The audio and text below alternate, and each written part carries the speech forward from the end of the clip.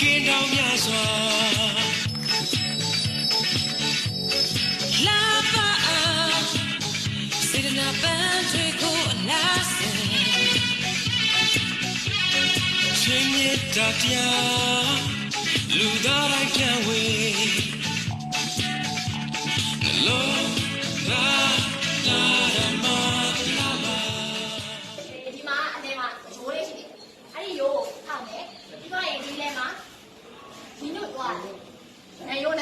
ကြိုက်ရရှိတယ်ဘလို့ရှိရင်အနေကိုခွဲမယ်လက်ကိုထောက်မယ်ဘလို့ရှိရင်အချက်30ပေါ့ဘလို့ရှိရင်ဒီလက်ကိုဆန့်ထားတယ်လက်ကိုဆန့်ပြီးတော့6 6 6 3 6လေးဆိုပြီးအချက်30ဘလို့ရှိရင်ဒါကလုံးလုံးစနေအချိန်30ပြီးသွားပြီဘလို့ရှိရင်အသက်ရှူအားကူကြီး2ချိန်လုံးနေတာဒါတော့ထောက်ထားလိုက်မယ်ဟောလက်ဖို့တန်ပြီးတော့အပေါ်လုံးလိုက်လေကွာရေ